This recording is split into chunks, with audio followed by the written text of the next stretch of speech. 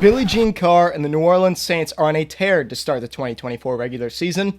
How did they get here compared to their 2023 mid-offense?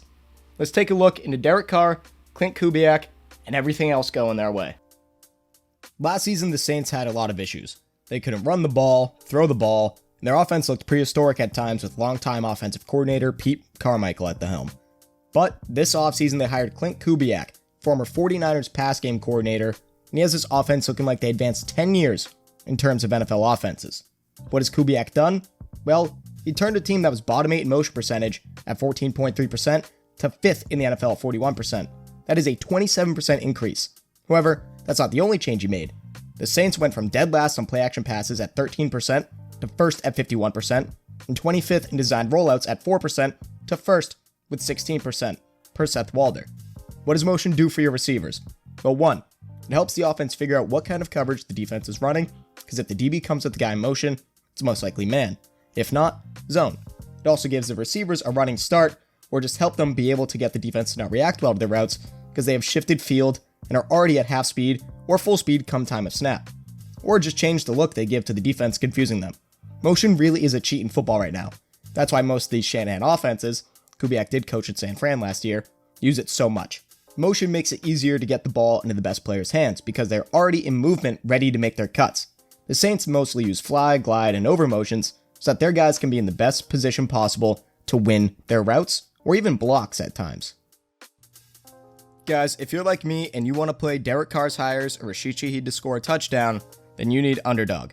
Underdog is the best and easiest place to play fantasy sports. You can do pick'em entries where you can win up to 80 times your money by just picking high or low on a player's projections. You can do best ball drafts, daily drafts, whatever you want, Underdog's got it. I'm currently using the streaks feature where if you get 11 picks in a row, you can win up to 1,000 times your money. I'm on pick 5 right now. I'm getting really close to it. I'm going to try and save it all for Sunday. Let's see what happens there. If you guys want to join Underdog, sign up with code FANATICS for a deposit match up to $1,000 and a free pick on top of all the other promos they have on the app. Let's take a look at a couple of plays. First off, we have this Rashid Shaheed touchdown in Week 1 versus Carolina. It starts off with Shaheed motioning to the left side of the field, so Carr and the offense can get a look at the type of defense they are facing. Originally, Carolina came out in a 2-high safety look, but with the motion, they moved down 1 safety. Carolina ran a lot of cover 3 in this game, and the best way for the Saints to beat this would to go underneath. But Kubiak knew that, so he had a great 2-route concept. It starts with Juwan Johnson on a deep crosser underneath the single high safety. So, behind that, Shaheed runs a post. He does a great job at attacking the defender's leverage to cut back inside, be wide open on the post after the single high safety made the wrong choice by biting on Johnson on the crosser. Derek Carr does a great job at using his eyes looking at Juwan, making the safety commit, and he just goes over the top to Deshaun Jackson 2.0. Let's look at Carr at this play. He uses his eyes beautifully and stands in the pocket while defenders are closing in, and absolutely launching a missile 51 yards downfield. Now we have this throw to Foster Moreau. Moreau motions over again so that they can see the coverage, and Kubiak already knew it was going to happen. In this soft zone, he knows that the tight end will get open on deep crosser. But again, let's look at Carr. Kamara is in the flats, and Derek does a great job at selling the check down throw to AK, so that Josie Jewell, the linebacker, commits to the check down for just long enough for Carr to throw in the perfect spot for Moreau to catch it right over the top of the linebacker. It's honestly a great throw and catch by both players in this situation. Lastly, we have Shaheed's second deep route touchdown of the season. And guys, the play call in this one isn't even that elite, but it's just a ballsy throw to the dynamic playmaker downfield. It starts off with a motion by the fullback that leads into a play action drop back for Carr. Olave is running a nice deep dig route that draws the safety in for literally a split second. And that split second is enough to give Derek the confidence to throw the pigskin a quarter mile like it's 1982. Shaheed does a great job getting the outside thirds defender, Malik Hooker, to turn his hips the outside for, again, just a split second before losing all the leverage he may have had and losing the route to Rashid, and Derek Carr just led him so beautifully. It was just an amazing pass right over top the safety into the breadbasket for the elite deep threat for an easy touchdown. All I gotta say is that is a scary throw that Carr makes look easy. We all know that he's an elite deep ball thrower. Just ask Mike Kendi NFL with this video from the 2020 season on Carr's deep ball in Vegas, where he revolutionized it for himself. Normally, with explosive passing offenses like this, you would expect them to run 3 wide receiver sets often, but no. In week 2, they ran the least amount of 3 wide receiver sets at just 10.7% of their plays. This worked beautifully in the passing game, but also made their rushing attack elite in Dallas, having 190 yards and 4 touchdowns, led by Alvin Kamara, who finished with 115 yards and 3 rushing touchdowns, to go along with his 65 receiving and a touchdown. The weird thing is that in 2023, the offensive line was bottom 10 in both pass blocking and run blocking grades per PFF, but 2024, they are 4th in pass blocking and 2nd in run blocking. They didn't even make that many moves on the O-line. Besides drafting tackle Talise Fuaga in the first round, who has been far and away the 2nd best offensive tackle in the draft so far, only behind future Hall of Famer Joe Alt, and yes, with a name like that, he's going to be in the Hall of Fame. Fuaga has not allowed a single pressure through 2 weeks and has completely changed the attitude on this offensive line from the left tackle position. So far, it seems like everybody on the offensive line is having a career year, especially the interior. Carr has only been pressured on 18.6% of his dropbacks, which is something that he has never experienced before in his entire career.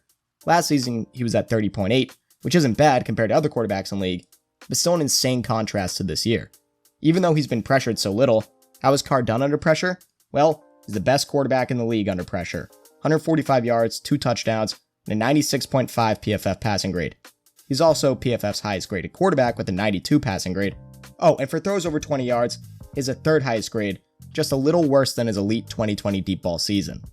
Another piece of this offense seeming to have a revival year is Alvin Kamara, who everyone, including myself, thought would be a little washed this year. But he has nearly 200 yards and 4 rushing touchdowns on top of his 92 receiving yards and touchdown. Kamara is currently the 4th highest graded rusher in the NFL.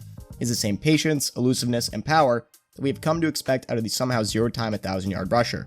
He's always been an efficient back except for last year, which is definitely something to do with why I thought he would be bad this year. He's always done an amazing job reading his blocks, like the screenplay touchdown in Dallas.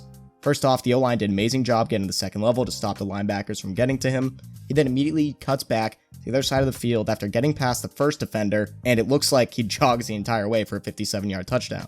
The 12-yard touchdown run was just set up beautifully by the O-line. Not one defender gets past their initial blocks, and he walks in for an easy touchdown. If the O-line keeps playing the way they have been, I think this will be his first 1,000-yard season of his career. Backup Jamal Williams is even doing a nice job running the ball after a terrible 2023. The technique and timing of the Saints zone runs have just been impeccable. Feels like everyone is winning at the point of attack and are making it to 2nd level blocks to help Alvin Kamara get downfield and avoid contact for as long as he can. And he can make plays after contact too. One thing that they have done well is scheming for the offensive line to get up to the 2nd level. I just want to look at one play here real quick. Notice how Trevor Penning's inside half of his body is hitting the play side shoulder of the defensive lineman, so he can transfer him to Cesar Ruiz.